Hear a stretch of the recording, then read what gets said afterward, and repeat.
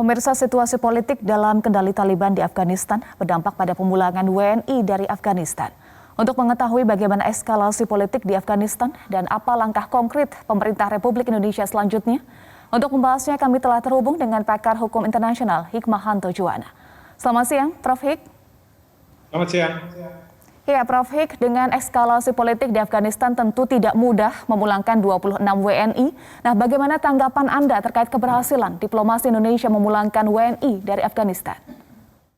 Ya, ini keberhasilan yang sangat luar biasa. Kenapa? Karena dalam suatu negara di mana situasi politik tidak menentu, apalagi ada senjata yang mungkin berbicara, maka sangat-sangat kompleks.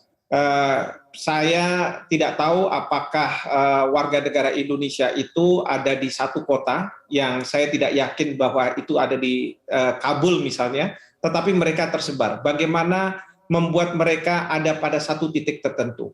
Lalu kemudian bagaimana pemerintah harus bernegosiasi dengan pihak-pihak yang menguasai wilayah, mungkin dari pihak Taliban. Mungkin juga pemerintah harus berbicara dengan otoritas-otoritas setempat, kalau misalnya otoritas setempat masih efektif di dalam menjalankan pekerjaannya. Belum bisa mendarat di sana dan kemudian difasilitasi oleh pasukan yang menjaga bandar udara tersebut. Lalu kemudian bagaimana mereka warga negara Indonesia itu bisa dibawa masuk ke pesawat udara tersebut tanpa mengikut sertakan mereka-mereka dari Afghanistan yang tidak berkepentingan.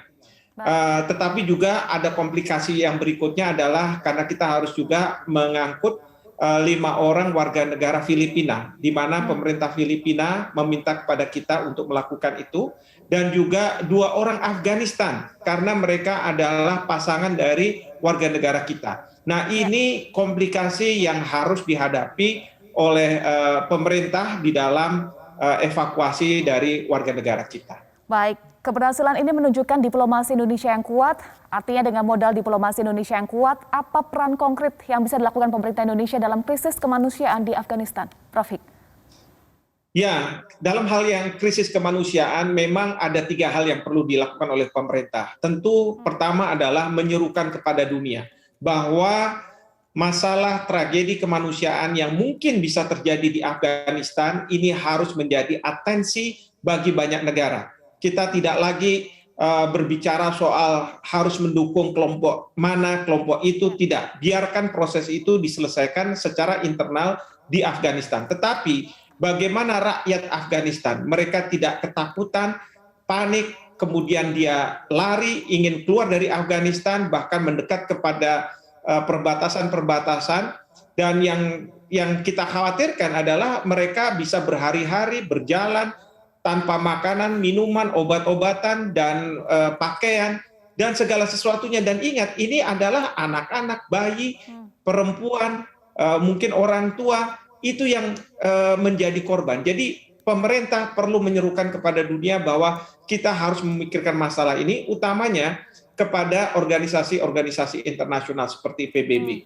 Yang kedua adalah pemerintah sendiri harus mengalokasikan dana mungkin, dan kemudian juga masyarakat kita membantu pakaian, makanan untuk bisa dikirim ke Afghanistan. Dan yang terakhir adalah yang saya harapkan pemerintah bisa mendorong OKI untuk mereka juga membantu secara finansial rakyat Afghanistan, tidak pada kelompok-kelompok yang mungkin sekarang sedang bernegosiasi atau sedang memperebutkan kekuasaan. Bukan itu, tetapi kepada rakyat Afghanistan yang sekarang ini sedang mengalami suatu kedaruratan yang sangat tinggi.